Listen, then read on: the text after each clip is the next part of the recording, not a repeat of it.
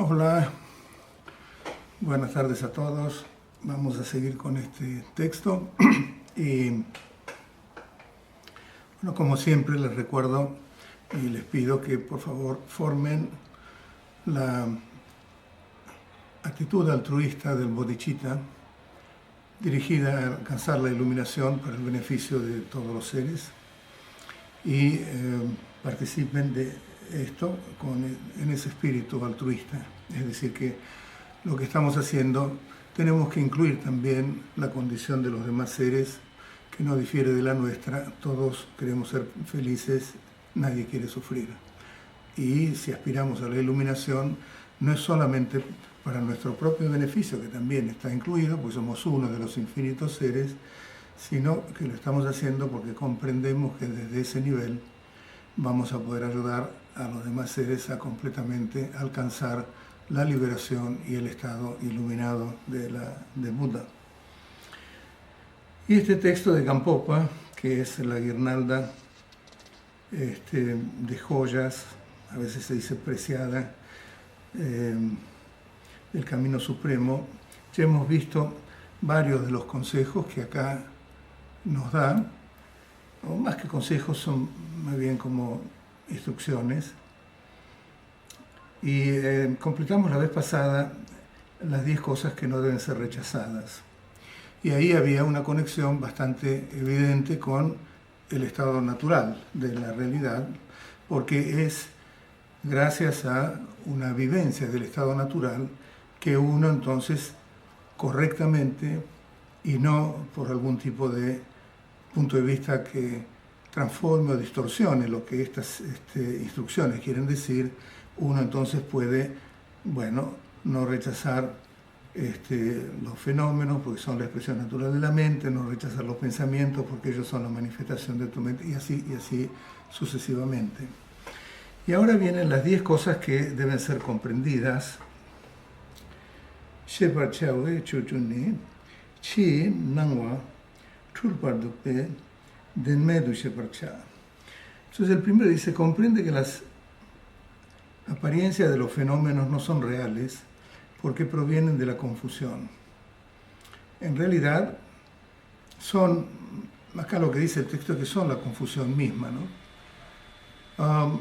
Antes vimos que no había que rechazar las apariencias. ¿Se acuerdan que en la traducción decía las experiencias, pero en realidad hay que decir los fenómenos, porque ellos son la expresión natural de tu mente? Y acá está diciendo que en realidad también no solamente que son la expresión natural de la mente, y tenemos que analizar también qué es la mente, que va a ser el próximo punto, sino que además no son reales, que en realidad se nos aparecen a nosotros como reales, pero que cuando uno los analiza filosóficamente o también por una vivencia directa, llega a la conclusión de que no hay nada que pueda demostrar que hay algo de concreto, de sustancial, que tengan una existencia inherente, propia, una identidad intrínseca, ningún tipo de fenómeno. En este caso está hablando más bien de los fenómenos externos que nosotros estamos percibiendo. La palabra que utiliza el tibetano es chinangwa, quiere decir fenómenos externos o percepciones, que tiene que ver más bien con la parte externa de nuestra experiencia.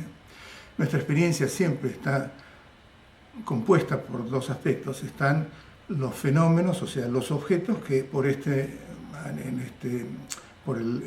momento, digamos, de nuestra percepción y nuestra condición cognitiva se nos aparecen como externos, como que no tienen realmente nada que ver con nosotros, excepto esos encuentros o la interacción que puede existir, que es circunstancial, es momentánea, y después de eso, bueno, los fenómenos tienen su propia vida y yo tengo mi propia vida. Un poco esa es la forma en que nosotros nos relacionamos, porque vivimos constantemente sujetos por esa fijación dualista que divide el sujeto, que es aquello que se aferra a el objeto, que sería sujeto y objeto como dos entidades totalmente separadas, tomando al sujeto como algo que realmente existe, porque como que tiene una identidad propia, y el objeto también, y por lo tanto ya son irreconciliables, es decir, ya la idea de que la cognición,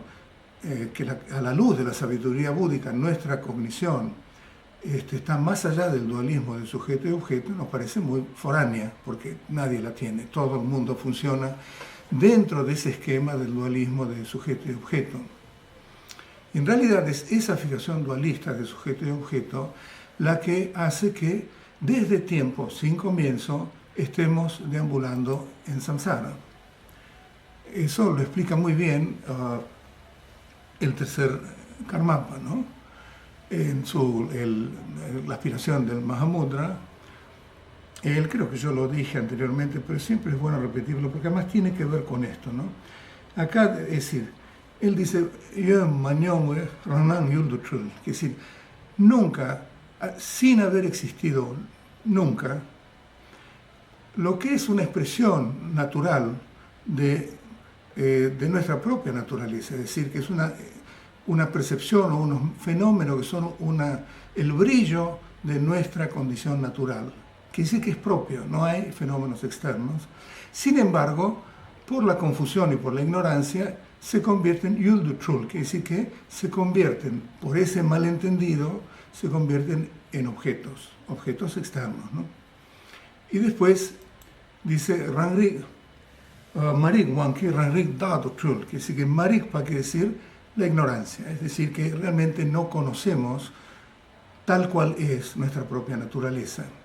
Entonces, por efecto de ese desconocimiento de nuestra propia naturaleza, que sería esa cognición o ese rikpa que se conoce a sí mismo, es el único tipo de cognición que se puede conocer a sí mismo, porque en general nuestra cognición conceptual siempre conoce otro, pero no se conoce a sí mismo, sino que vive en un malentendido.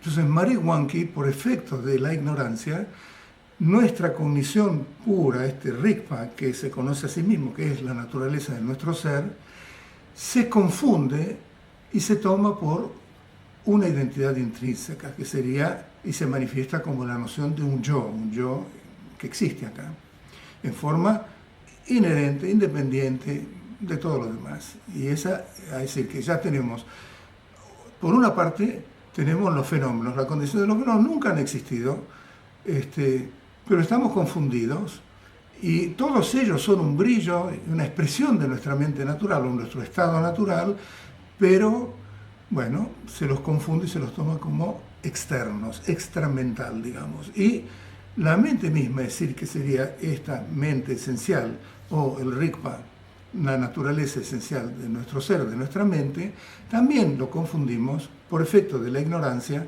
y eso se convierte en la noción del yo, el yo sustancial, que existe en forma concreta, como una identidad independiente. Y entonces, después Karmapa dice, Ninze Wanke, Sipelandu Cham, es decir, que debido a esa fijación dualista, pues ya se formalizó ese dualismo entre sujeto y objeto, entonces, Ninze Wanke Sipelandu Cham, ¿no? Es decir, estamos dando vuelta en esta existencia samsárica, es decir, que lo que realmente hace que demos vuelta en la existencia samsárica es este dualismo. Eso es muy fuerte también en el Dzogchen. Lo del dualismo, por supuesto que a raíz del dualismo surge esta reificación, como se explicó en la primera frase. Pero en realidad es este dualismo de sujeto-objeto el que acompaña constantemente nuestra cognición y la amarra, la sujeta, la engloba, no sé cómo decir, para que funcione constantemente en términos de sujeto y objeto. Y esa es la característica principal de una cognición samsárica, de una experiencia samsárica, es decir, nuestra condición actual sujeta a los condicionamientos, el sufrimiento, la vida, la muerte, etcétera, todo ese tipo de factores.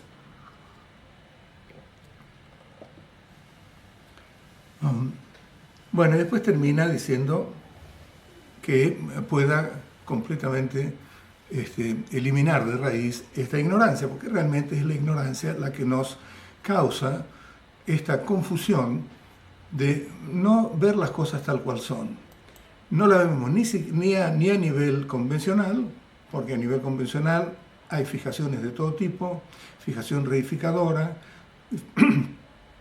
fijación en la permanencia de las cosas, hay un montón de factores que hacen que nuestra percepción no responda tal cual a lo que está sucediendo en el nivel convencional de la verdad y que hace que vivamos muy influenciados por una percepción que en realidad tiene una percepción distorsionada de la realidad. Y bueno, es así, pero tampoco lo que es más importante es que no vemos las cosas tal cual son en su nivel absoluto, es decir, que en realidad carecen de realidad intrínseca. Y es por eso que acá empieza justamente con eso, Gampopa. En realidad, ¿cómo accedemos a ver que las cosas no tienen una realidad intrínseca? ¿Cómo accedemos a ese conocimiento? Hay dos tipos de conocimiento. Uno que es un conocimiento indirecto, porque se utiliza mucho el sistema filosófico de razonamientos, en los cuales, o a partir de los cuales, entonces uno va analizando las distintas posibilidades que llevan a una conclusión de que uno no puede afirmar que las cosas existen de la manera en que se nos aparece en nuestra percepción. Y eso ya está indicando que nuestra percepción no coincide con la verdadera naturaleza de las cosas. Es decir, que todo el proceso filosófico de análisis es ver la naturaleza de las cosas y también la naturaleza de nuestro ser, de nuestra mente, del yo y de todo lo que está incluido dentro de nuestra experiencia, ¿no? Sujeto, objeto, mente, yo y experiencias, etc. Y de esa manera uno puede llegar a un conocimiento que es más bien basado en la inferencia, ¿no? Es basado en la experiencia, ¿no? Jepa se llama, ¿no? Y el segundo es Ngonsum Shepa, que quiere decir directo, un conocimiento directo de la realidad absoluta.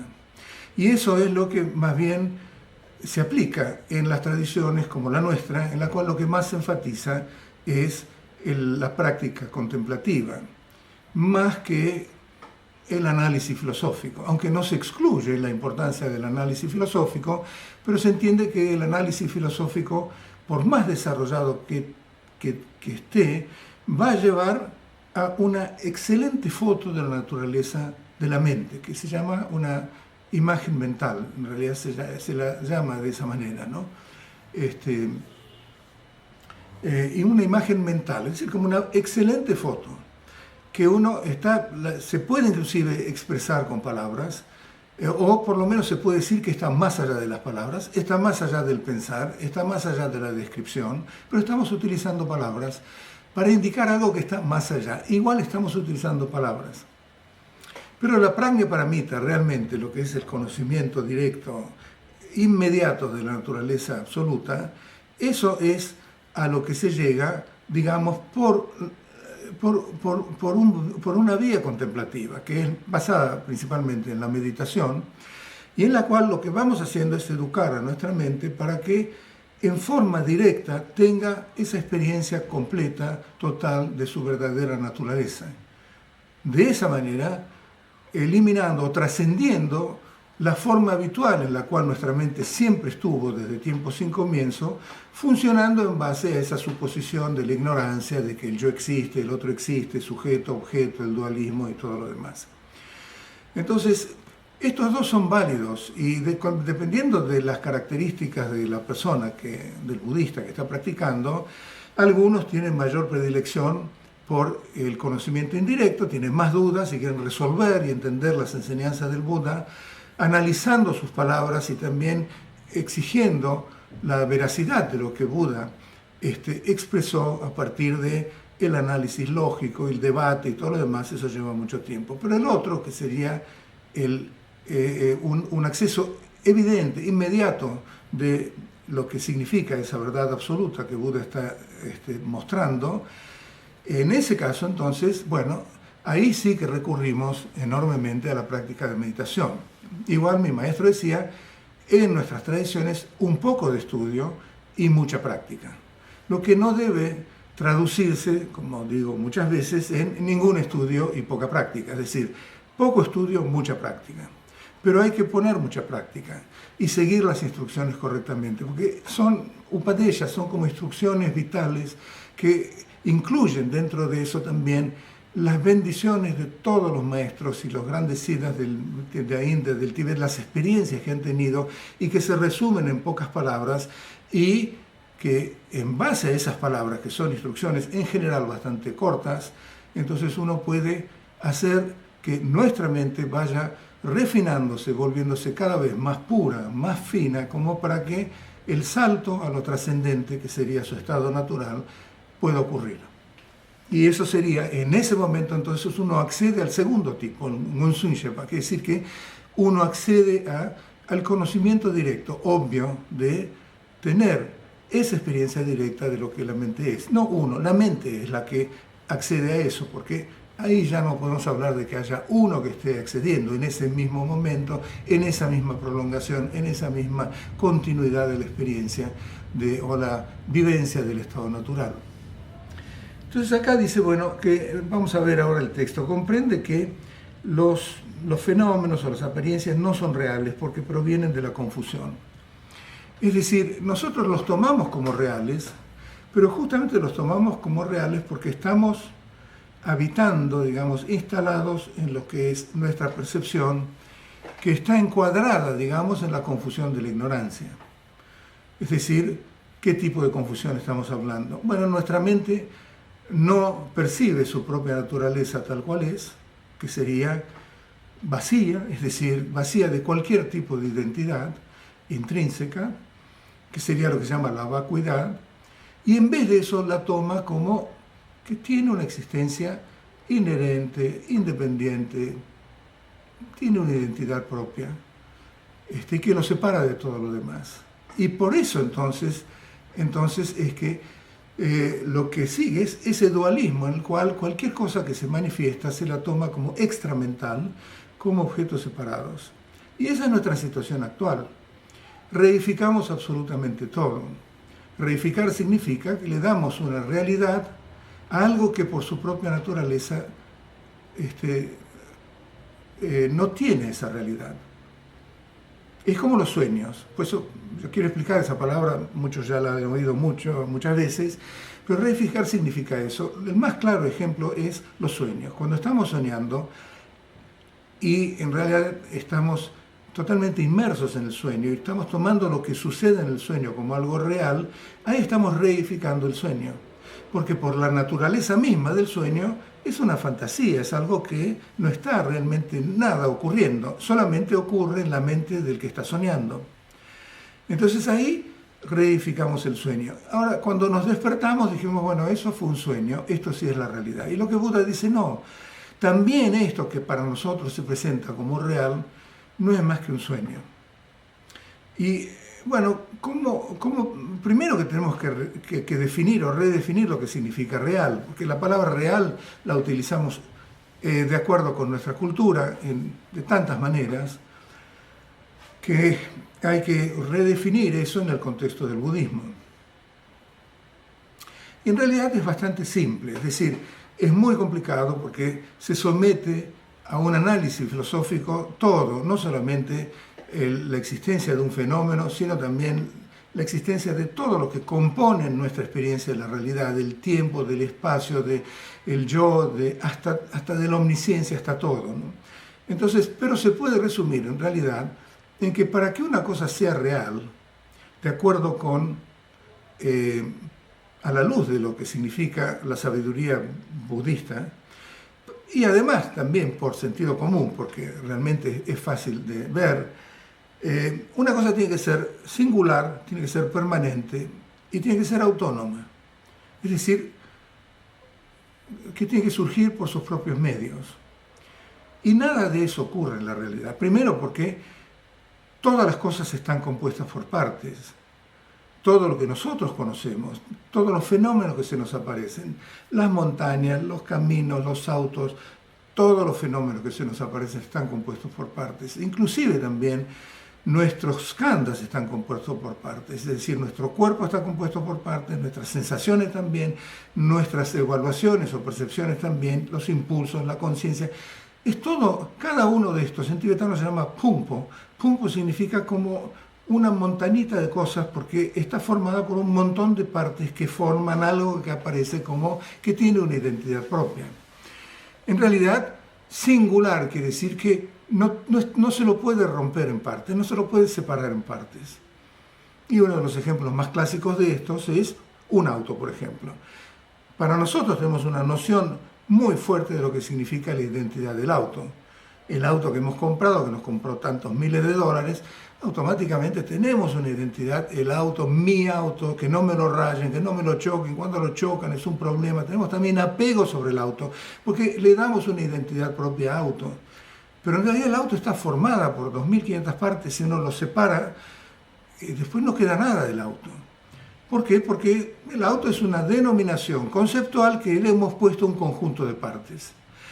Entonces, una cosa que está formada por partes no puede ser real en términos budistas porque depende de sus partes. Y cuando esas partes ya no están más juntas, se disolvió esa entidad o esa identidad de aquello que se manifestaba como auto o como cualquier cosa que tomemos. Podría ser el vaso de agua que tengo acá, que está formado por partes. Es un resultado de causas y condiciones. ¿Ok? El segundo es que tiene que ser permanente, porque si no fuera permanente, entonces, bueno, hemos visto esto muchas veces, del instante, en realidad todas las cosas cambian constantemente. Eso no solamente lo dice el budismo, por supuesto es una observación normal, pero hasta creo que un filósofo griego, decía, Heráclito, no sé quién, decía que lo único permanente es el cambio, es decir, que todas las cosas cambian y lo único que es permanente es esa ley de la impermanencia, nada más, que todas las cosas cambian, porque no hay nada que no cambie instante a instante. Y por lo tanto, si algo es real, no puede cambiar del instante primero al instante segundo, pero efectivamente cambia. Y eso no lo puede refutar nadie, porque todos hemos cambiado, todas las cosas cambian constantemente, hasta la física está diciendo que las cosas cambian, un movimiento de protones y de neutrones y de todas las partículas y que se va, constantemente todo está en cambio y por lo tanto nada puede decirse que es real en base a que no son permanentes, porque si fueran permanentes entonces no tendrían que cambiar. Y ahí sí podríamos decir que hay una identidad intrínseca en algo y que realmente eso existe. Y finalmente, porque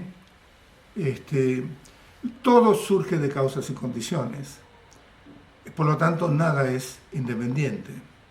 Acá entra también una de las enseñanzas principales del budismo, que está hablando de la interdependencia. Es decir, que si bien estamos diciendo que nada puede ser real, porque todo es compuesto, todo cambia y además nada surge por sí mismo, por lo tanto podemos decir que nada es real, igual eso no está excluyendo que no se aparezcan las cosas, porque si nada es real, igual las cosas aparecen. Pero ¿de qué forma aparecen? Esa es la sutileza también de la enseñanza, es decir, que no se niega que las cosas puedan manifestarse y que puedan existir también a un nivel convencional. Lo que se está cuestionando es la forma en que existen en la cara de nuestra percepción, la forma en que nosotros las percibimos. Las percibimos como reales, como que tienen una identidad propia, que tienen características que son intrínsecas, así las percibimos. Eso es lo que el budismo refuta y que está diciendo que eso no es correcto, porque no hay nada que pueda tener esa realidad propia. Entonces lo que significa que, entonces, ¿cómo son los fenómenos? Y los fenómenos son resultado de la confusión. En esencia, la naturaleza de los fenómenos está vacía de esa identidad intrínseca que nosotros equivocadamente les asignamos. Y eso no significa que entonces desaparezcan los fenómenos, todo lo contrario. Por suerte, porque son vacuas, porque están vacías y porque no hay ningún fenómeno que no sea vacío, es decir, que no tenga una identidad intrínseca, es que todos los fenómenos pueden surgir. Porque si tuvieran una identidad y si fueran con una existencia independiente e inherente, entonces nada podría funcionar. Es decir, nada cambiaría. Es decir, ¿cómo sería, cómo funcionaría la realidad que nosotros percibimos? Porque nada podría, todo tendría que ser permanente, porque es una identidad. Además tiene que ser singular, pero eso no está de acuerdo a cómo son las cosas. Y aparte porque tendrían que surgir espontáneamente por sus propios medios. Y eso no concuerda con nuestra realidad. Sin embargo, todas las cosas aparecen y todas las cosas aparentemente existen. Y existen por la ley natural de que carecen de identidad propia. Es decir, que cuando se habla de la vacuidad, es decir, si la empezamos a analizar, es compleja porque hay hasta 18 tipos o más de vacuidad del que Buda habló. Pero en realidad no nos tiene que parecer tan foráneo el concepto. Porque lo que está hablando no es que algo está vacío, como algo que estuvo lleno, de pronto se vació. Me compré un tarro de mermelada y ahora está vacía porque me la comí toda. Entonces, esa es la vacuidad. No, la vacuidad significa que todos los fenómenos están vacíos de esa existencia inherente o independiente, una identidad propia, intrínseca, o como lo quieran llamar. El concepto es ese. Entonces, es por eso que pueden existir, porque si no, no podrían existir. Entonces, ¿cómo se llama? Este grandísimo lógico que era Je Tsongkhapa, ¿no? El fundador del Gelugpa, da una vuelta de tuerca más y dice, porque las cosas existen es que son vacuas. Hasta ahora lo que dijimos es que como son vacuas es que existen. Él le da una vuelta más y dice, como todo existe, entonces la única manera en que puedan existir es que sean vacías. Y cuando son vacías, entonces ahí surgen. ¿De qué manera existen? Todo existe, pero existen en forma interdependiente. Ahora, hay varios tipos de interdependencia. Una es la interdependencia, es decir, surgen porque hay una dependencia de causas y condiciones. Eso es muy fuerte, por ejemplo, en las primeras enseñanzas del budismo. Hay causas y condiciones y entonces, en base a esas causas y condiciones, hay un resultado y se produce algo. Hay una semilla de arroz que se planta, las causas y condiciones, o que la tierra sea fértil, el calor, la humedad, el agua, lo que fuera, y aparece el arroz, como resultado de esas causas y condiciones. No surge un arroz pop así de pronto, sin que dependa de la semilla como causa fundamental y de todas las otras condiciones. Eso no sucede. Hay otro tipo de interdependencia que es más sutil eso, y se enfatiza más también, incluyendo al anterior, por supuesto, pero en el Mahayana, y que es que las cosas por su propia tienen una existencia que es dependiente. Es decir, que no necesariamente tengamos que recurrir a que hay causas y condiciones, ya por sí mismas son dependientes. Cuando vemos toda la realidad de las manifestaciones de los fenómenos, bueno, los fenómenos existen porque dependen de algo. Es decir, si yo digo oscuridad depende porque hay un concepto de claridad. Si yo saco uno de estos dos polos, entonces se cae el otro, porque por su propia naturaleza, digamos, las cosas en el mundo convencional tienen una existencia que es dependiente. Es decir, si yo digo hombro izquierdo, es porque hay un hombro derecho en base al cual entonces hay una noción de hombro izquierdo. Eso no significa que mi hombro izquierdo es el resultado de causas y condiciones que el hombro derecho está proponiendo. No es así. Es decir que, bueno, izquierdo es porque hay un derecho, blanco es porque hay un negro, y todos los fenómenos tienen esa naturaleza dependiente, porque su existencia básicamente es una existencia dependiente.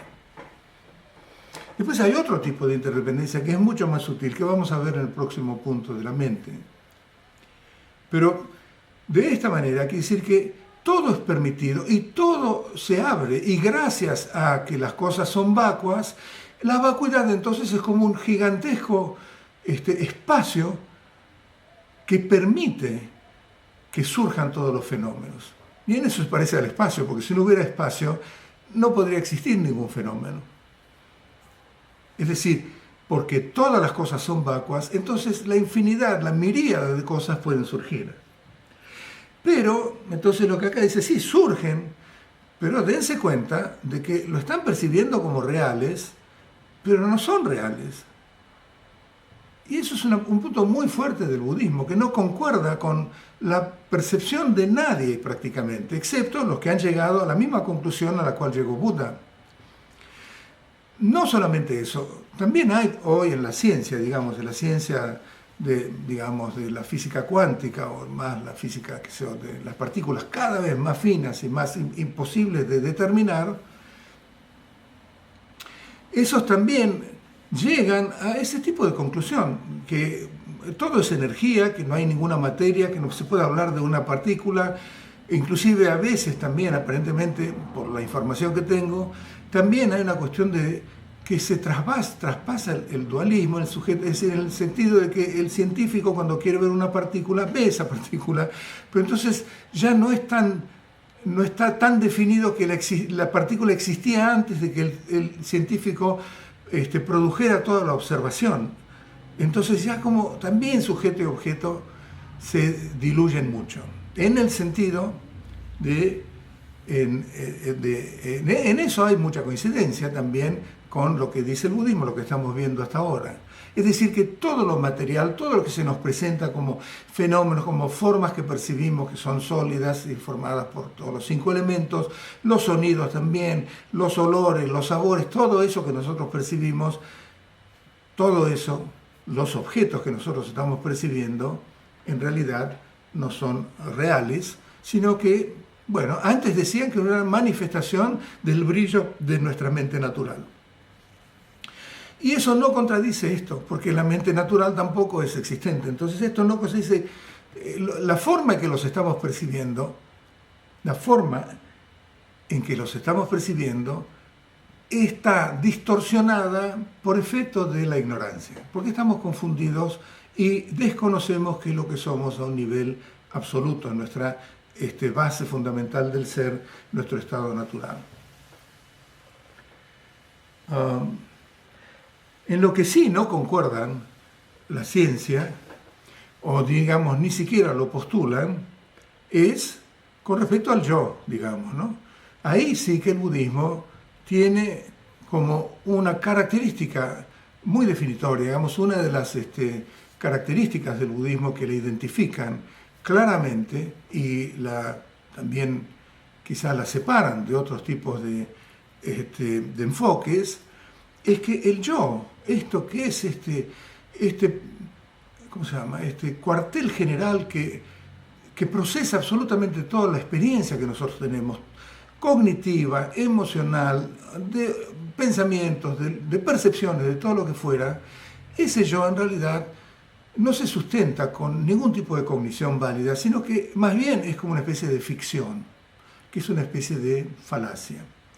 Leí hace poquito que Hume era un filósofo que también decía algo así parecido al yo, que el yo no hay un yo, sino que es un conjunto de muchas partes. Bueno, más o menos se acerca a esto. No sé bien hasta qué extensión, y no sé bien tampoco si Hume lo decía como una especulación, digamos, a la cual había llegado y que lo había convencido a nivel intelectual, o como una vivencia de que realmente es así. Me parece que por ahí mantenía un nivel de filosófico intelectual. Bueno, pero tampoco lo puedo afirmar. En el budismo lo que es importante es que aquello que podamos, a lo cual llegamos por un análisis filosófico, tiene que traducirse en una experiencia personal, si no, no nos sirve. Sirve para hacernos más informados, nada más. Pero no nos cambia, no transforma nuestro ser. Entonces, todo aquello que se analiza filosóficamente, a partir de la cual entonces uno llega a una conclusión que puede estar sustentada por análisis filosófico, bueno, eso tiene que vivenciarse como una experiencia directa, convertirse en el otro tipo de conocimiento, que es el conocimiento por evidencia, porque se vuelve obvio, porque uno tiene la experiencia directa. Si no, no sirve.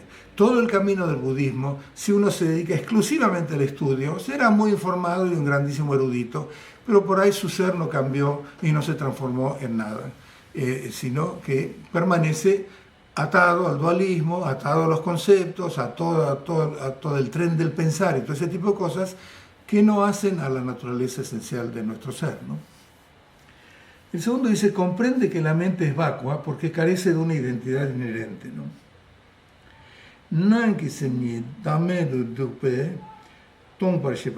Entonces, acá, ahí dice Nanki Semnie. Nan quiere decir interior, Semnie significa la mente natural, la mente esencial, carece de identidad intrínseca. Es decir, primero ya teníamos, él enfoca los objetos externos en la primera frase, ¿no? La primera instrucción. Bueno, pero muchas veces se incluye en muchísimos textos también, cuando se habla de toda la relación que nosotros tenemos y de qué manera nosotros tenemos una percepción equivocada y de qué manera debería no ser equivocada y todo lo demás, siempre se toman dos aspectos, Nangwa y Shepa. Nangwa significa, más bien se lo utiliza para referirse a lo que es externo, a los fenómenos que nosotros percibimos con los sentidos, incluyendo también Nangwa serían pensamientos y todo lo demás. Shepa significa la mente, la cognición misma nuestra, que está percibiendo esos objetos, que los toma como reales. Entonces, primero dijimos, bueno, los fenómenos no son reales, pero ¿qué hay de la mente que experimenta esos fenómenos, que los percibe? Entonces acá dice que también es vacua, al igual que los fenómenos, que nuestra mente esencial, que la mente natural, carece de una identidad intrínseca. Es decir, no hay absolutamente nada que escape a eso que en Madhyamika, particularmente el camino medio y la filosofía que está, digamos, dilucidada y directamente explicada por Nagarjuna, por Aryadeva, su discípulo y todos los demás. Eso es el Madhyamika, el camino medio, significa que no hay absolutamente nada que pueda decirse que tiene una identidad intrínseca o que tenga una existencia inherente o independiente, real. Así como vimos que los fenómenos no lo tienen, bueno, uno dice, bueno, pero nuestra mente esencial, está bien, la mente dualista es muy dudosa, nuestra mente común es muy dudosa, es muy poco confiable, porque en realidad ocurre en base a una suposición, nada más. A una suposición de que en vez de ser nuestra naturaleza vacía como el espacio, es algo real, es algo concreto, que es lo que se manifiesta como ese yo, el yo, que es esa noción de identidad propia que tenemos. Entonces esa mente dualista podemos decir que tiene un fin, porque cuando la mente misma dualista da el salto y entra en su estado natural, aquello que fue dualista hasta ese momento se desintegra. Entonces podemos decir que tiene un fin también. Y si bien se tomó todo el tiempo como una identidad intrínseca, es fácil de ver que no es una identidad intrínseca, que no tiene una identidad. Entonces decimos, bueno, pero entramos en la mente natural, ahora sí es la realidad absoluta. Entonces la realidad absoluta debería tener también, debería ser real. Nos encantaría que fuera real, pero no es así. Por bien o por mal, no es así. En el Sutra del Corazón y también el Sutra del Diamante, en todo el ciclo de la Prajna Paramita, lo que Buda está indicando es que, bueno, los fenómenos no son reales, pero nuestra mente tampoco es real. No está hablando, por supuesto que habla de la mente dualista, habla de todos los componentes de nuestra experiencia. Y empieza con que, bueno, las formas que percibimos son vacías, que no hay forma, que no hay sonidos, que no hay olor, que no hay... Esto es en el Sheram Nimpo, ¿no? El Prajna Paramita Sridhaya, que sería como el corazón, el Sutra del Corazón.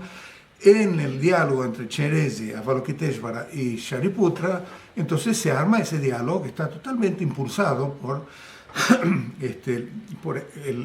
la presencia de Buda, de la sabiduría búdica, en el cual se llega a la conclusión de que no hay forma, no hay sabores, no hay ninguno de los objetos de los sentidos, que no hay tampoco el de las conciencias, tanto la conciencia visual, la conciencia auditiva, la conciencia de todo lo demás, y así se va uno por uno, todos los componentes, los skandhas, la forma, las sensaciones, todo lo que compone nuestra estructura que da forma a la noción del yo, los 5 skandhas, los 5 conjuntos, esos tampoco, dice que son vacíos, que no hay tampoco eso, que no hay tampoco la vivencia tampoco del primer bhumi, por ejemplo, el primer nivel de digamos, la base de las realizaciones o las vivencias del primero al 10º bhumi, no hay ni primer bhumi ni segundo bhumi, no hay omnisciencia tampoco.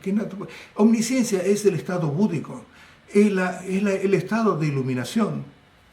Pero Buda nunca dijo eso, nunca dijo, ustedes son todos irreales, son todos como ficciones, son todos como los 8 o 12 ejemplos de la ilusión, son como si fueran un sueño, como si fueran un espejismo y todo lo demás, pero yo sí soy real. No, no dijo eso. También Buda, también la budidad es ilusoria, porque no tiene una identidad intrínseca. Ahí estamos hablando de nuestra mente natural acá, que sería el equivalente a nuestra budidad, porque es la forma en el camino, digamos, que enfatiza la práctica contemplativa, es un atajo que vamos a ver, Mahamudra y Dzogchen, a ver ese estado natural de la mente. Porque ese estado natural de la mente no es distinto en su constitución, en lo que es de nuestra naturaleza búdica, que es nuestro estado natural. Entonces, ahí también hay mucha discusión con respecto a eso. En el Madhyamika, en el camino medio, se dice que eso tampoco tiene una identidad intrínseca. Gampopa está adhiriendo acá al punto de vista del Madhyamika. Pero mismo dentro del budismo, no todas las escuelas están de acuerdo con eso. Y todas las escuelas, por supuesto, se basan en textos que Buda dio. Entonces parecería que es una cosa de locos, como Buda enseñó una cosa y después enseñó otra cosa.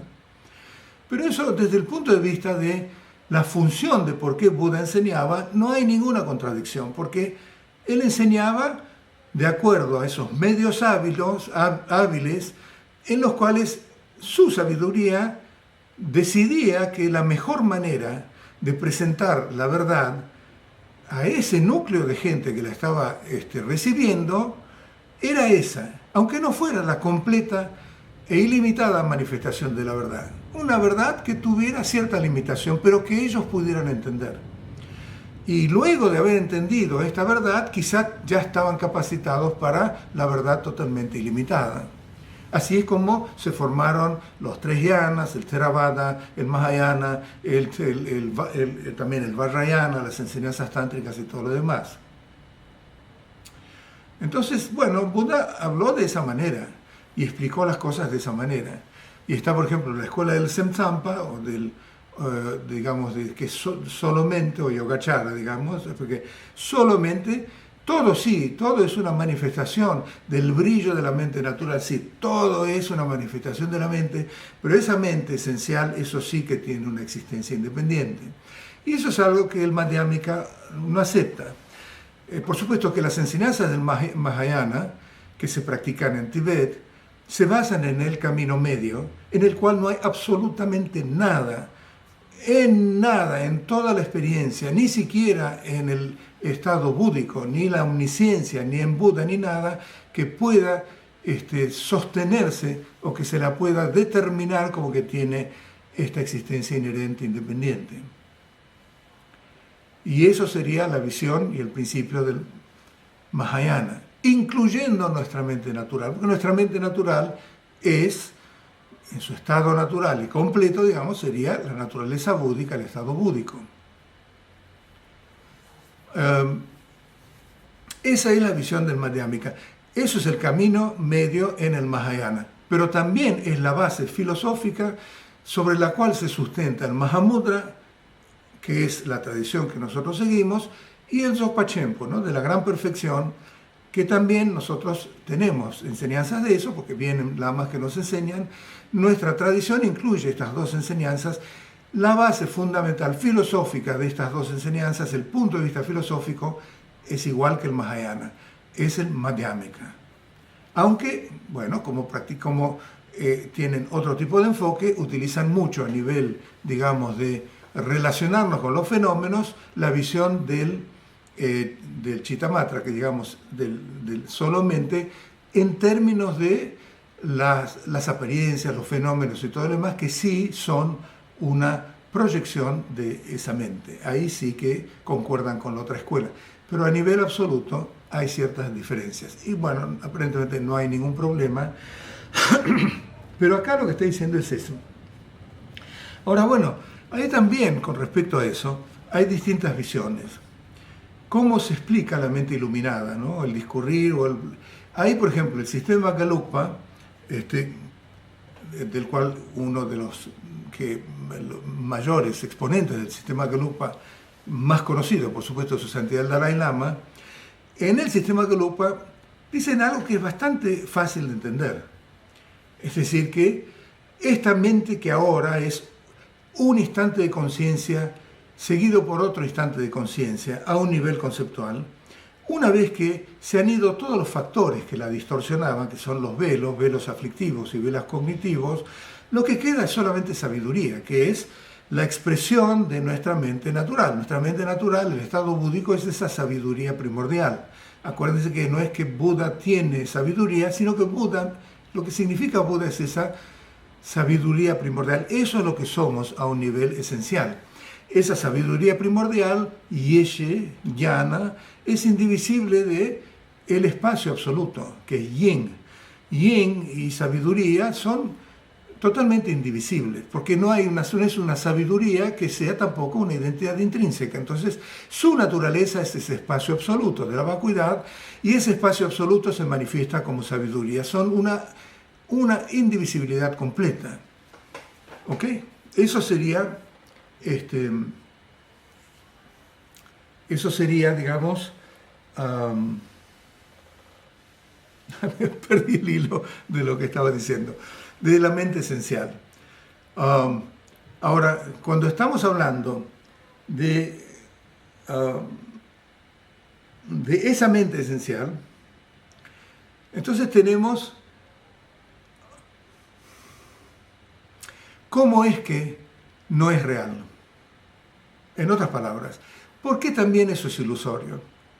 Porque nos encantaría decir, porque decimos, bueno, ahora sí, estamos entendiendo que toda esta existencia samsárica es irreal, es en realidad como una alucinación y es ilusoria y todo lo demás. Bueno, pero aspiramos a la budidad, que eso sí que tiene que tener visos de realidad, pero no, también eso tampoco lo tiene.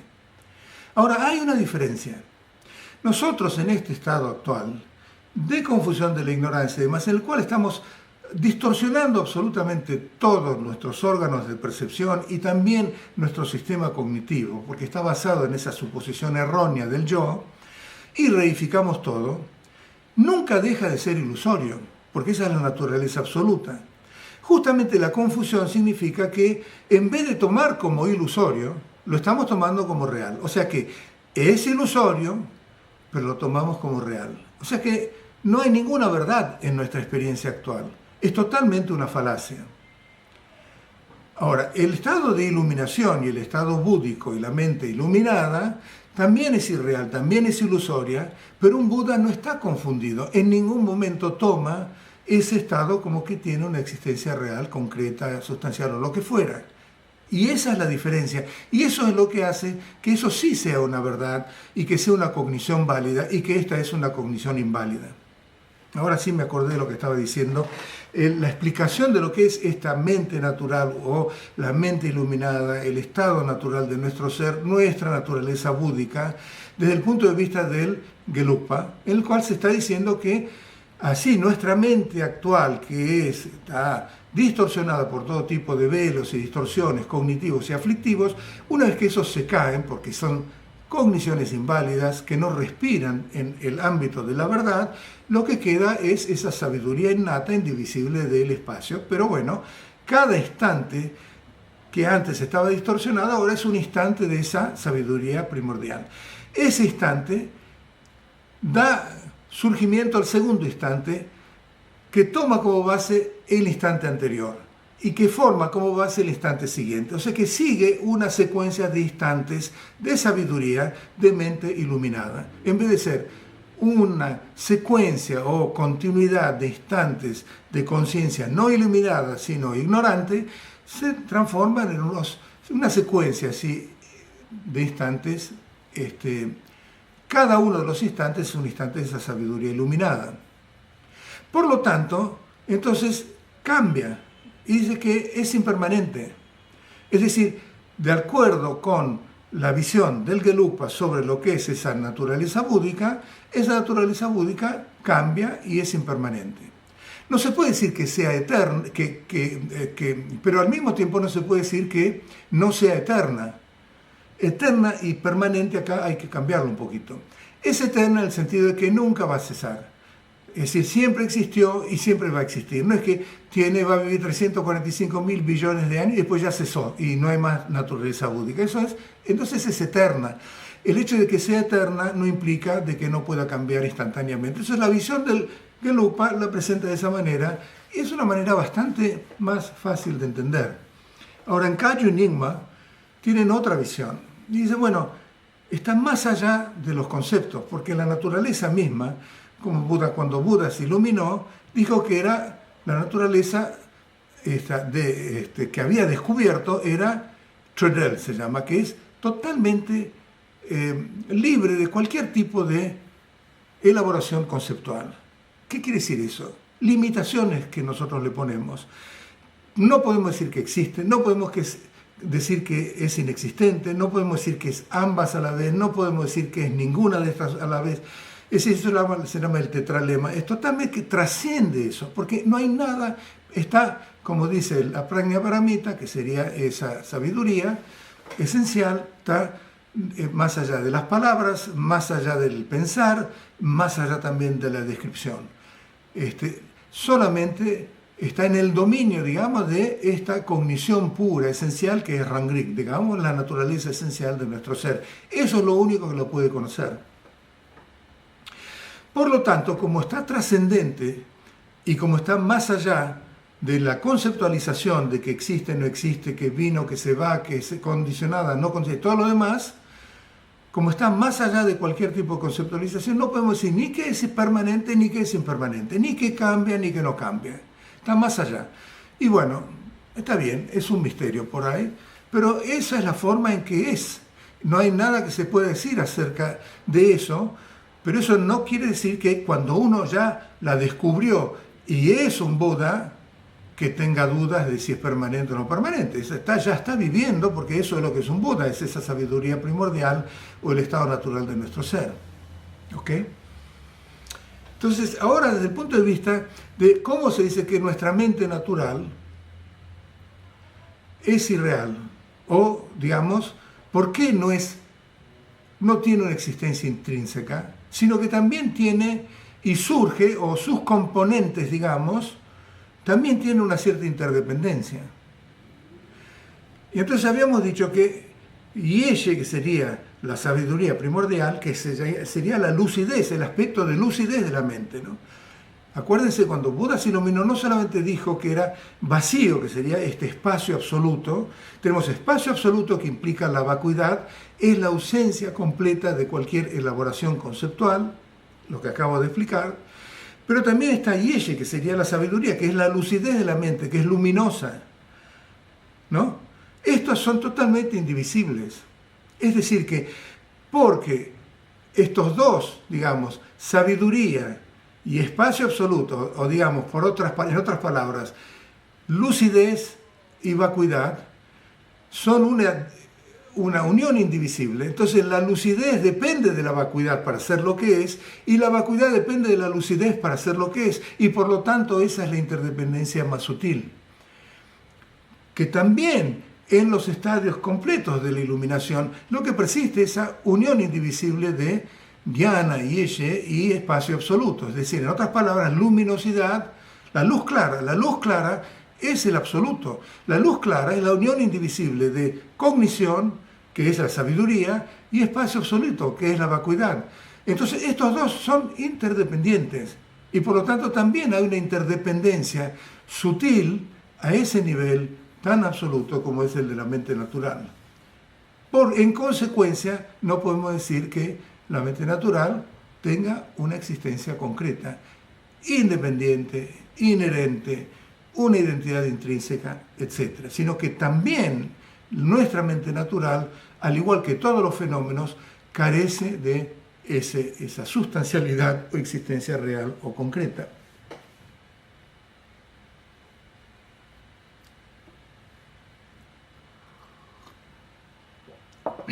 Yo no sé si esto les resulta claro, pero bueno, las cosas, en realidad, como esto contradice tanto la percepción que todos tenemos,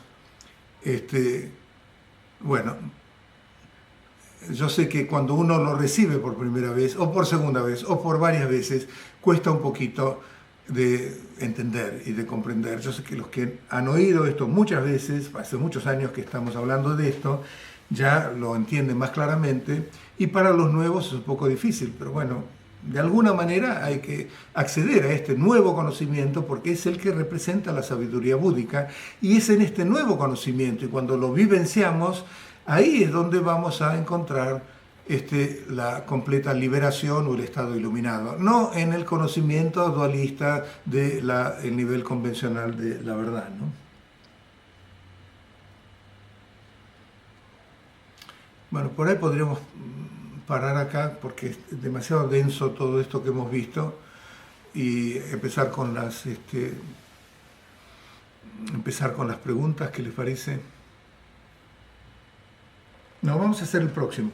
Comprende que los pensamientos son efímeros porque son el resultado de condiciones. Entonces ahí tenemos los fenómenos, tenemos la cognición, nuestra mente que percibe los fenómenos.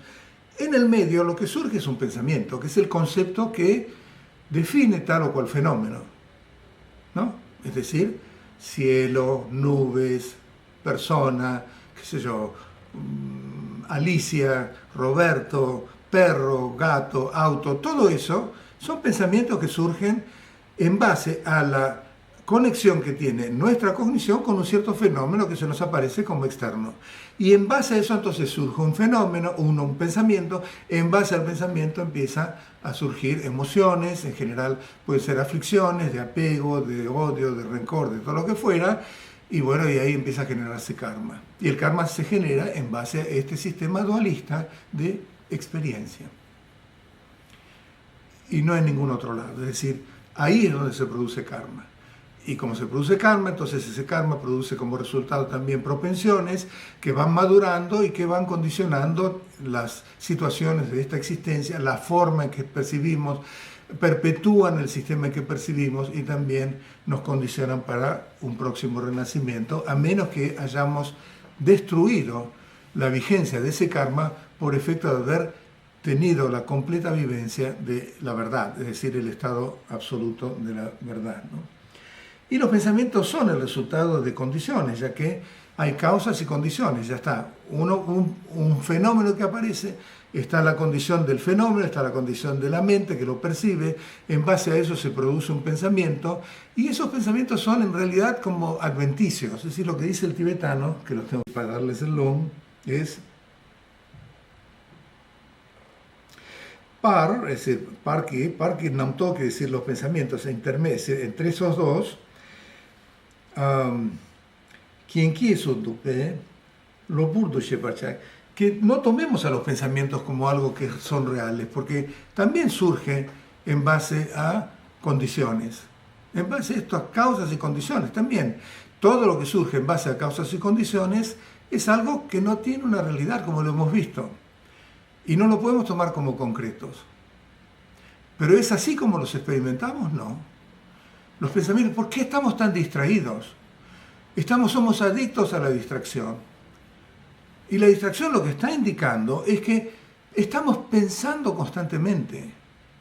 Los pensamientos en sí mismos no hay problema. El problema es que la mente piensa cuando surge un pensamiento. Y eso significa que toma el pensamiento como algo real porque está pensando en el pensamiento, se fue de la hora, materializó el pensamiento, y porque lo materializó, el pensamiento puede inducir algún tipo de reacción, como una aflicción, como apego, como miedo, como una expectativa, como un ataque de celos, como orgullo, también como compasión, también como amor, como, digamos, un acto de generosidad. Todo lo bueno y lo malo puede surgir en base a que estamos tomando ese pensamiento como algo real, como algo concreto, en base a estas tres esferas. Ahora nos están diciendo, no, pero los pensamientos son irreales. Y si realmente logramos tener o llegar a una conclusión final de que los pensamientos también son irreales, porque son un producto de causas y condiciones, entonces eso también nos va a acercar a lo que es ver las cosas tal cual son. Cuando yo veo un pensamiento tal cual es, entonces hay dos maneras en las cuales podemos referirnos a ver la naturaleza del pensamiento, creo que lo dije la vez pasada. Una es a nivel convencional, a nivel relativo, el pensamiento es un pensamiento. Ahí estamos bien. Si yo estoy viendo una película y estoy totalmente copado en la película y hay un momento de suspenso y realmente me empieza a latir el corazón porque tengo miedo y lo que fuera, ahí no estoy viendo la película como la película, estoy viéndola como que estoy metido en la película. Entonces yo me digo, no, pero es nada más que una película. Ahí estoy viendo la naturaleza de la película a un nivel convencional. Película es película. Antes no la veía como película, yo me estaba metiendo en la película. Lo mismo que con el sueño. Ver un pensamiento y decir, es un pensamiento nomás, es ver el pensamiento, es la naturaleza convencional. Un pensamiento es nada más que un pensamiento. No tendría que tener fuerza para condicionar toda mi reacción como si fuera algo real. Ahora, hay otro paso que es la naturaleza absoluta del pensamiento, y es que el pensamiento es vacío. ¿Por qué es vacío? Porque surge de causas y condiciones. Todo lo que surge de causas y condiciones carece de identidad, por lo tanto es vacío. ¿Vacío de qué? Vacío de identidad intrínseca. Entonces, de esa manera, tanto verlo como simplemente un pensamiento, y mejor verlo como que realmente surge de causas y condiciones y no le tenemos que dar tanta importancia, esas dos maneras de relacionarnos con los pensamientos van a influenciarnos muy positivamente con respecto a nuestra experiencia diaria, de la experiencia que tenemos con los pensamientos y lo derivado de los pensamientos que son las emociones y todo lo demás. O sea que lo que te dice que no tomemos a los pensamientos. Primero dijo, no tomemos los objetos que percibimos como reales. El segundo dice, no tomemos la conciencia que percibe esos objetos como reales. El tercero dice, no tomemos los pensamientos que surgen en esa interacción entre objeto y sujeto, que surgen esos pensamientos como reales. Quiere decir que si lo hacemos de esa manera, estamos experimentando la realidad de una manera mucho más acorde con cómo son las cosas, tanto a un nivel convencional como también a un nivel absoluto. Bueno, esos son tres, y dejamos los otros para la vez que viene. Vamos a ver las preguntas ahora.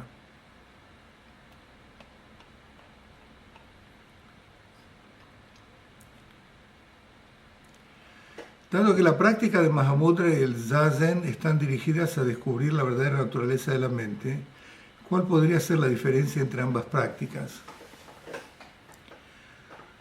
Yo no sé muy bien la extensión del Zazen. El Zazen sería la enseñanza principal de una escuela de Soto Zen, creo, ¿no? El Zen, está el Rinzai y el Soto. Soto pone mucho énfasis en la meditación, que sería el Zazen. Tiene coincidencia, pero yo no sé muy bien hasta qué punto podemos decir que las dos tienen una completa coincidencia a nivel de que son idénticas.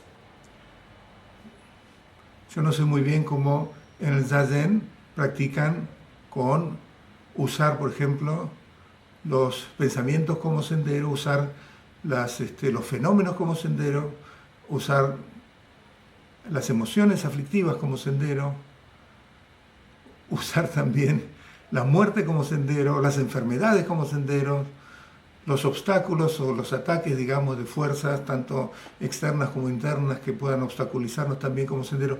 Todo ese tipo de características que tiene el Mahamudra a nivel de conducta, a nivel de qué manera vamos a integrar la vivencia del estado natural en cada instante de nuestra vida cotidiana, de qué manera lo enfocan, la verdad es que no lo sé.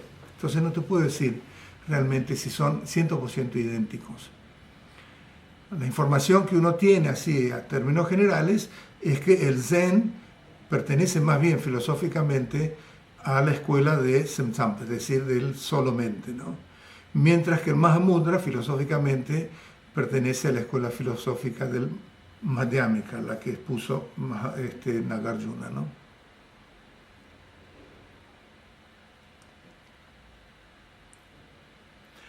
¿Qué relación hay entre los otros dhyanas del budismo Theravada con la meditación shamatha y vipassana? Bueno, en el Mahamudra, ahora la pregunta es con respecto al shamatha y vipassana que se practican en Mahamudra.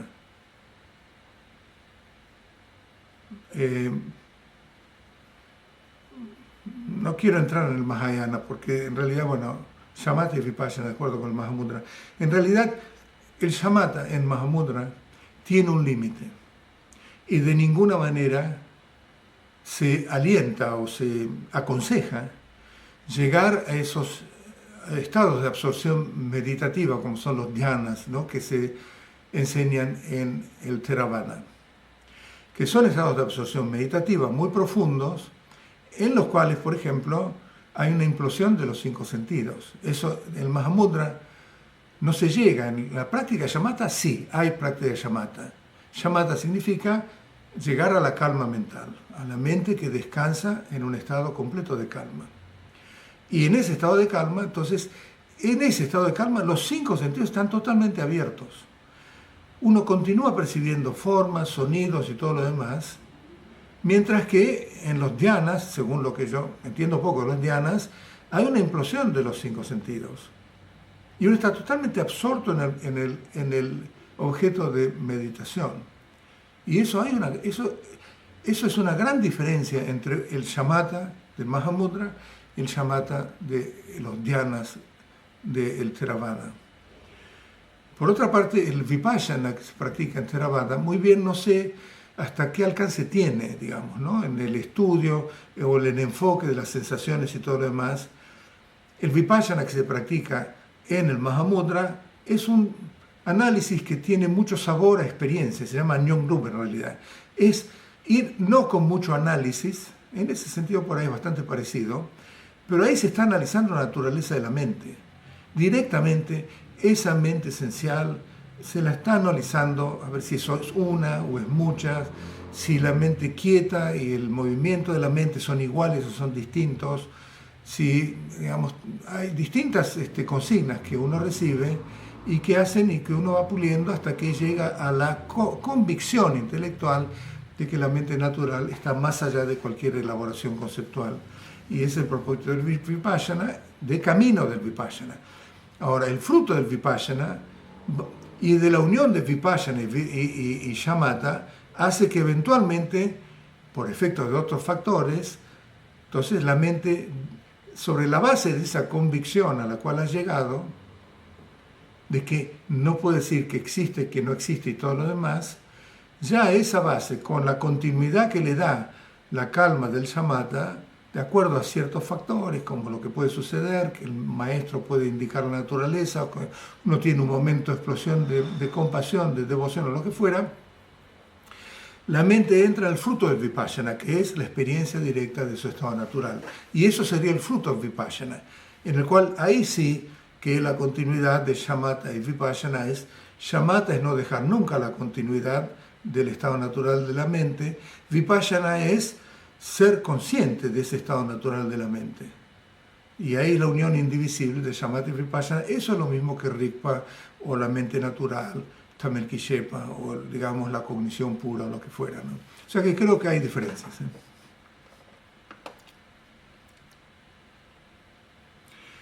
Acá hay una pregunta. Entonces, un maestro como vos que nos está señalando el error, ¿es parte de ese error?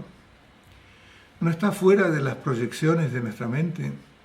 Es como que la sabiduría ya existe en nuestra mente y de alguna manera ahora se está manifestando en la imagen de Gerardo. Pobre sabiduría. O es que no existe de la manera que nosotros creemos, pero sí existe de alguna manera.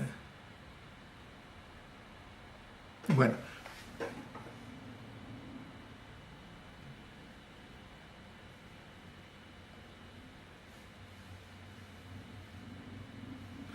Mientras nuestra percepción esté habitando y entendiendo todo en términos conceptuales, esos son buenos conceptos. Es decir, nuestra mente tiene un aspecto puro, que sería la utilización del producto de esta mente o esta conciencia conceptual, serían buenos conceptos. Es todo aquello que nos acerca al Dharma, que sería la verdad. Por ejemplo, impermanencia. Eso es un buen concepto, porque contrarresta la fijación a la permanencia que tenemos constantemente. Por ejemplo, la vacuidad es un buen concepto, porque contrarresta la reificación. Y así con muchísimas enseñanzas del budismo que se basan en conceptos, porque estamos transmitiendo conceptos.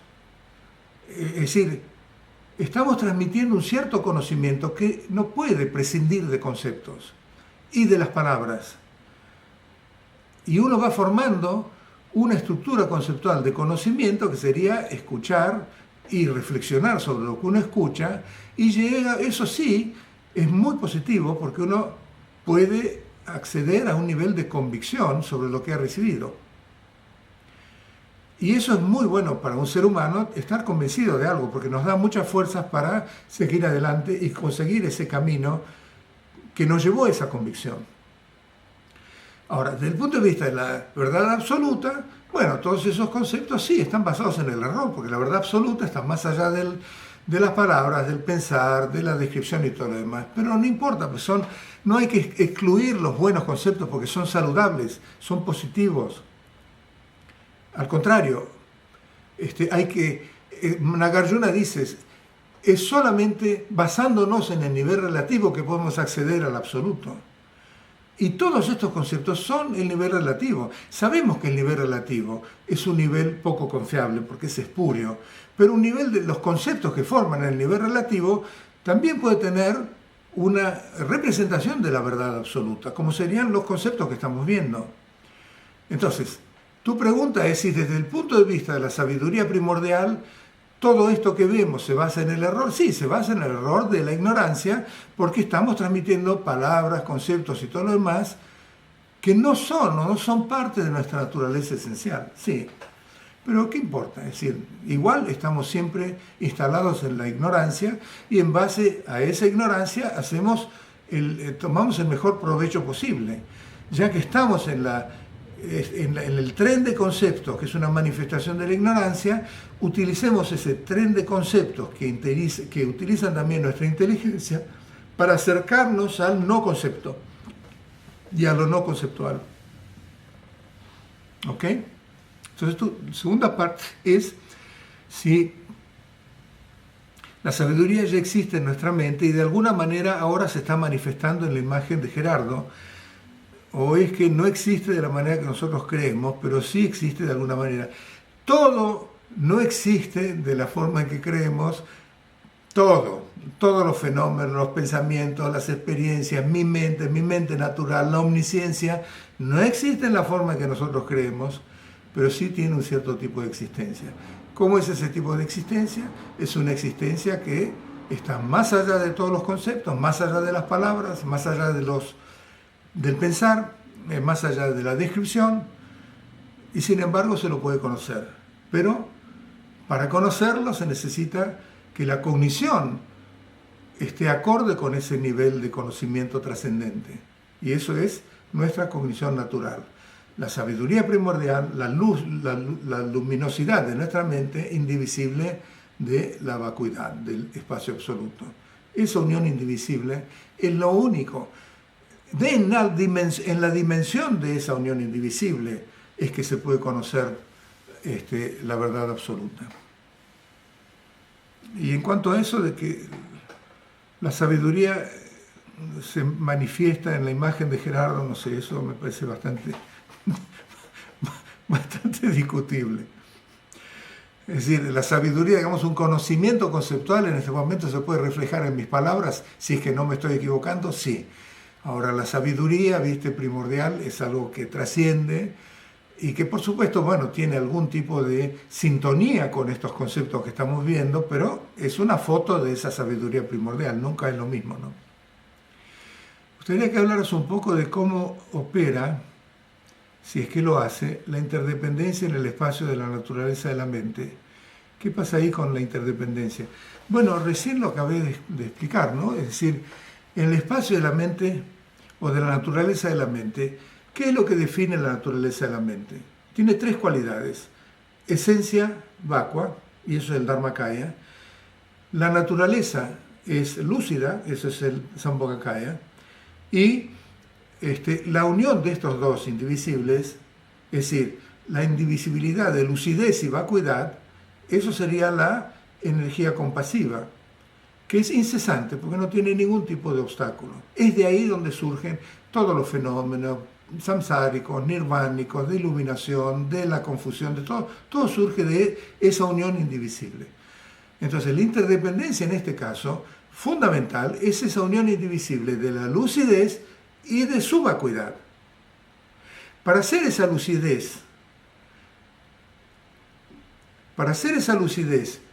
que abre las puertas a partir de la energía compasiva, la tercera cualidad, y de la cual pueden surgir todos los fenómenos sin impedimentos, para hacer ese tipo de cognición, esa cognición tiene que ser consciente de que está vacía, de la vacuidad, de su vacuidad. Su naturaleza es vacua, su esencia es vacua, porque si no, es nuestra cognición habitual que bloquea, porque estamos reificando todo, y por eso nuestra cognición habitual, que no es consciente de su propia vacuidad, reifica todo.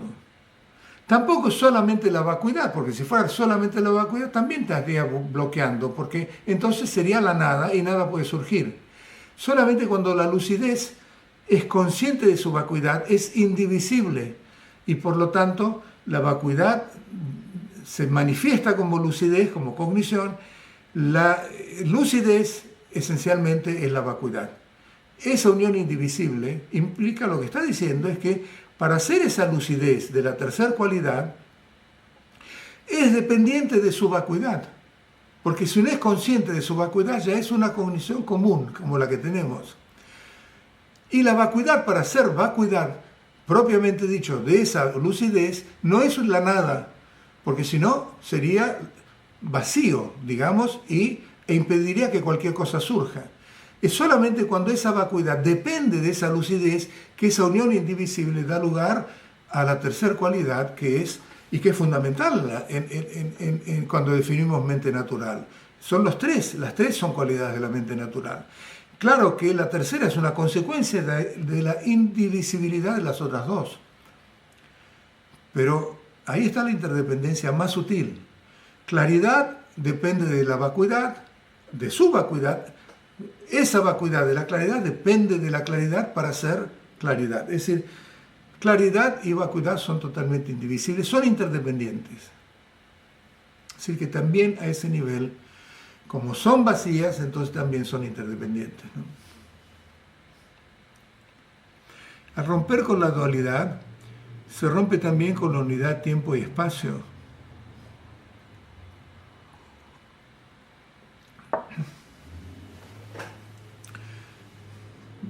No sé muy bien lo que significa unidad, tiempo y espacio, supongo que será un concepto científico. La verdad es que no sabría cómo contestar. Pero al romper con la dualidad o trascender con la dualidad, ya lo que la mente empieza a experimentar es lo que se llama, la traducción literal de Shicha Sumdel es el cuarto que está libre de los otros tres. El cuarto tiempo que está libre de presente, pasado y futuro. Ese es el tiempo absoluto de la naturaleza absoluta de la realidad. Y solamente lo conoceremos cuando estamos en ese tiempo absoluto, pero no es un tiempo, es un tiempo que está libre de el tiempo relativo que en los cuales nosotros estamos instalados, ese tiempo lineal del pasado, del presente y del futuro. Por eso se dice Shicha Sumdel, es decir, es el cuarto que está libre de estos otros tres. Ese es el tiempo absoluto.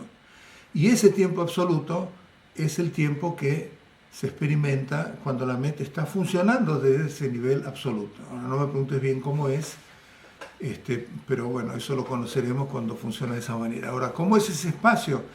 Cuando uno trasciende el dualismo, el espacio ya deja de ser este espacio convencional que nosotros percibimos, es decir, norte, sur, este, oeste, ¿no?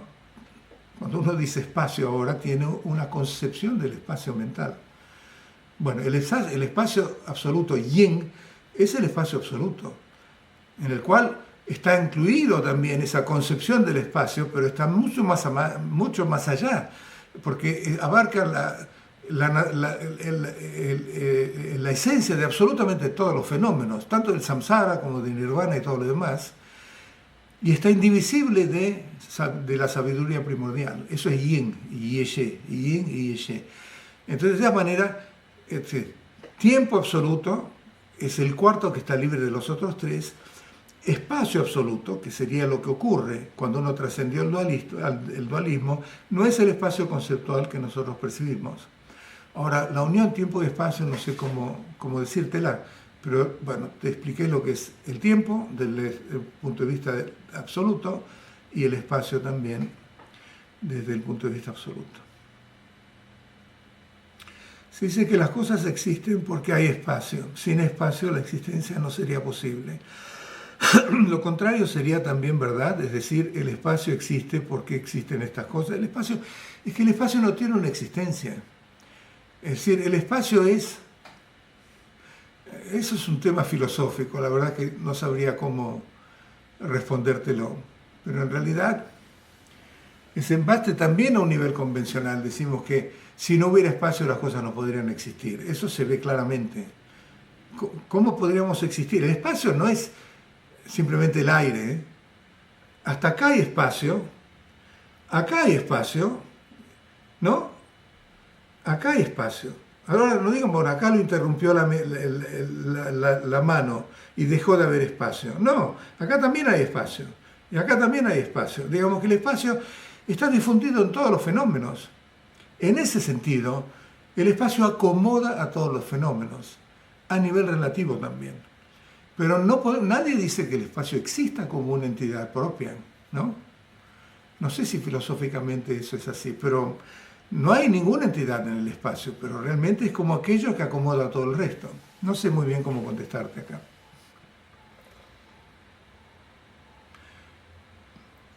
Acá Diego dice la visión Rupa Ramtón. Mira, esto es es un problema filosófico. Algunos lamas, digamos, del Rupa Kaya, por ejemplo, Pema Karpo es Rantongpa, pero después hay que preguntarle a los practicantes del Rupa Kaya si son Shendongpa o Rantongpa o cómo son. Eso es un problema filosófico que no viene al caso de discutir. Hay mucho debate sobre eso, ¿no?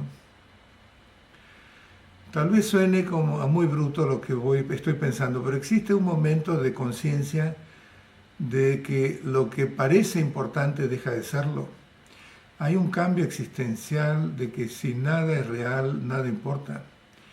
Pero en esta existencia humana que tenemos, hoy sentimos, pensamos, aparecen momentos que nos iluminamos un ratito y algo que parece terrible no nos molesta ni nos hace sentir.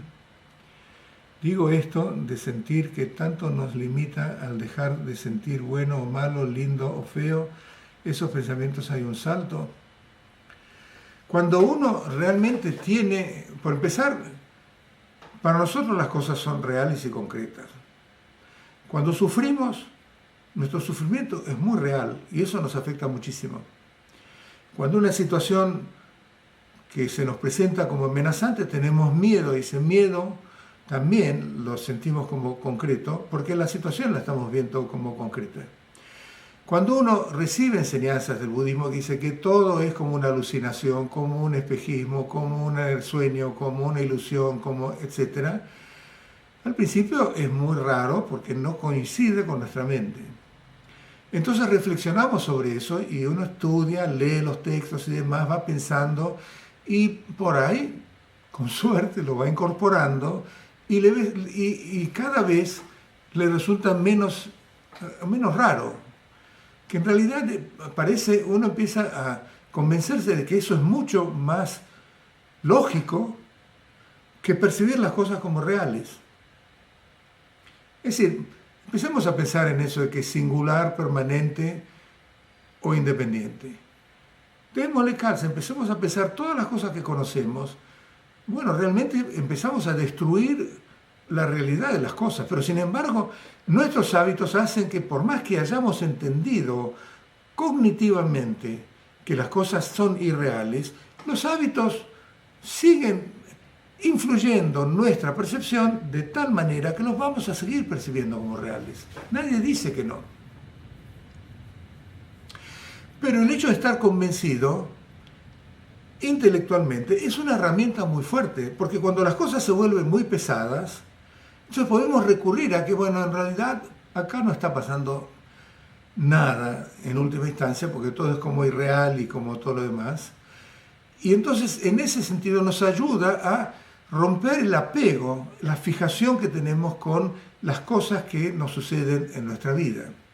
Y cuando estamos muy felices, vamos a ser felices, sí, pero no nos vamos a dejar llevar por esa felicidad y entonces querer que esa felicidad sea permanente y para siempre, porque eso es inaudito. Sabemos que no, lo hemos llegado a una conclusión que en realidad es como una especie de un buen sueño, que podemos disfrutar. Es como disfrutar una película sabiendo que es una película. No, digamos que no tenemos que decir, no tenemos que asustarnos por el hecho de que estamos cultivando un estado mental que va a menospreciar la importancia de los sentimientos que podemos tener cuando suceden ciertos fenómenos. No es eso. Es decir, podemos responder ante una situación con mucha compasión, justamente porque intelectualmente también vemos que las cosas son irreales, pero vemos que la persona que está sufriendo la toma como muy real y por lo tanto sufre muchísimo.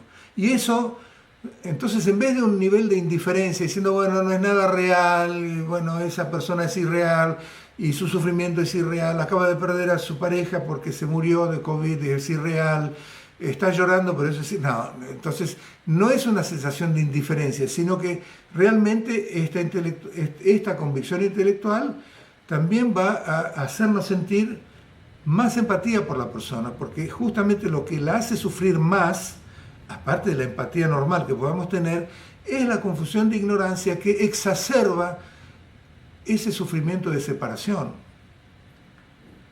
Lo exagera. ¿Por qué lo exagera? Porque lo toma como real. Si no lo tomara como real, también sentiría la pérdida, porque hay hábitos que todavía continúan, pero serían muchísimo... Es decir, cuando yo tengo un sufrimiento físico, bueno, a mí me ayuda a decir, bueno, este sufrimiento en realidad es irreal porque es unas causas y condiciones, en realidad no hay nada como ese sufrimiento físico. No me va a sacar el sufrimiento físico, voy a seguir teniendo dolor.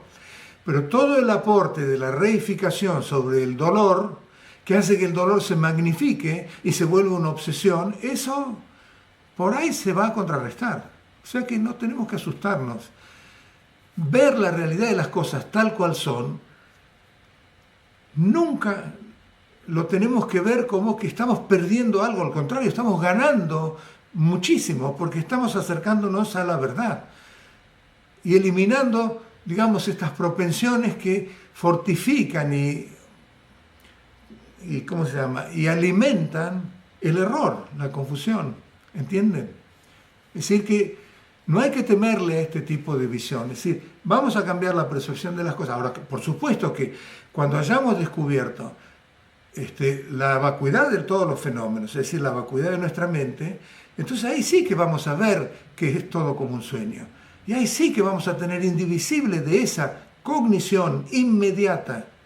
Acuérdense del otro tipo de cognición, ¿no? El conocimiento por algo evidente, por experiencia directa, impregnando esa cuestión cognitiva de ver que todo es como una ilusión, va a estar la compasión, porque compasión y sabiduría son totalmente indivisibles. ¿Ok?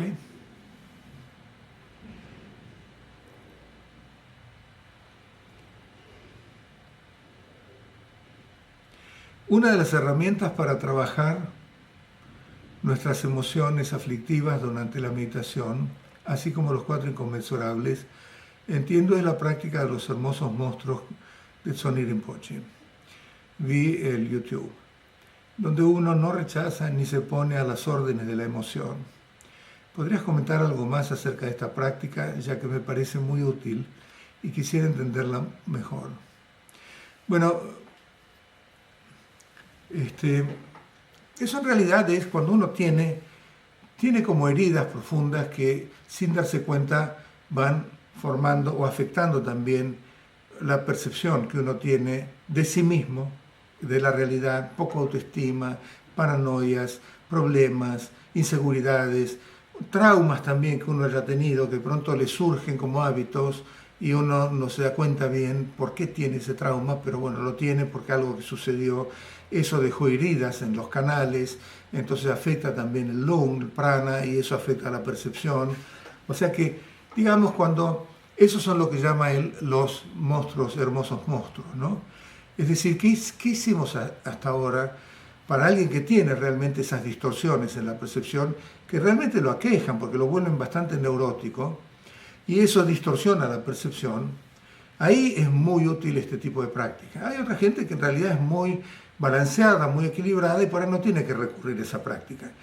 Lo que Sonir Rinpoche vio después de muchos años de enseñar en Occidente es que él enseñaba siempre a nivel de sabiduría cognitivo, pero mucha gente le costaba integrar esa información de tal forma que transformara su experiencia de sí mismo y demás, porque había como una carga, como una mochila que cargaban de traumas, de historias, de heridas muy profundas.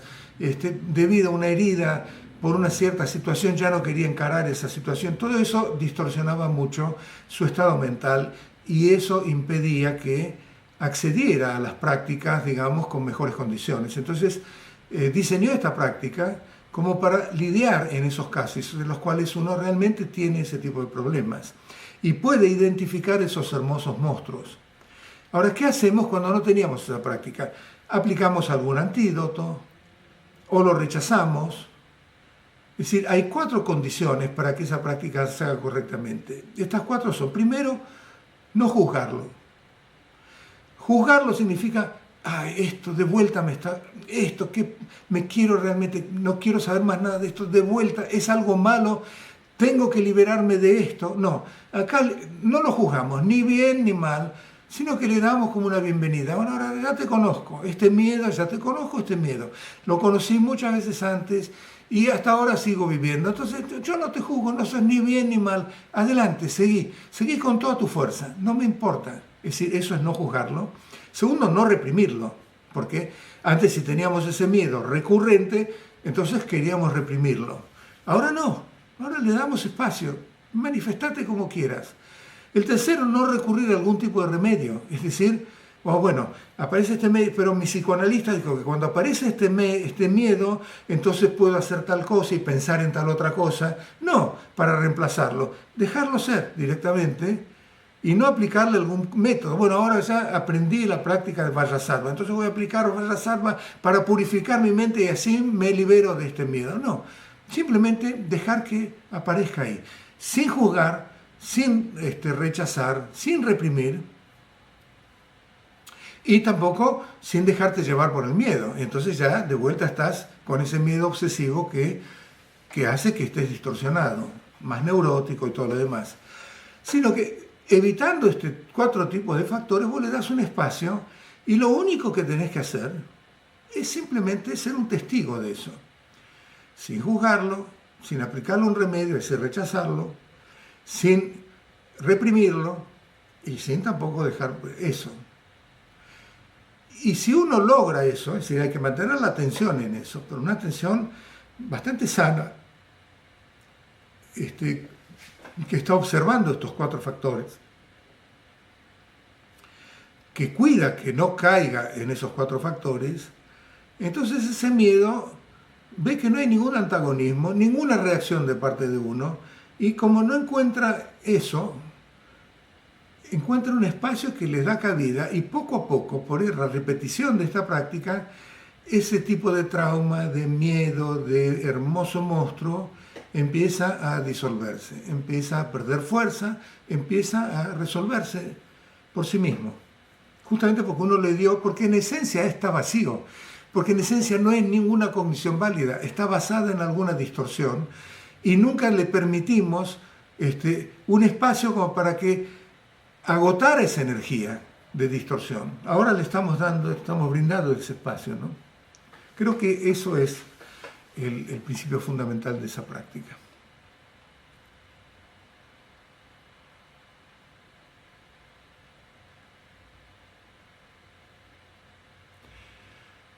Bueno, creo que hemos terminado. Otra vez, dediquemos el mérito, como siempre, a todos los seres.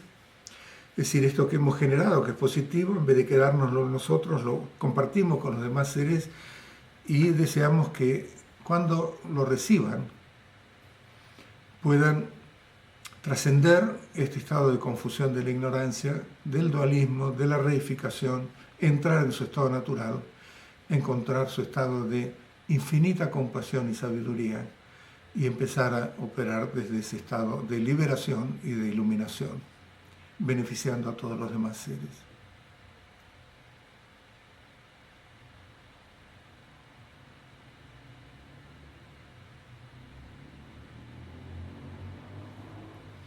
Nos vemos el domingo. Gracias.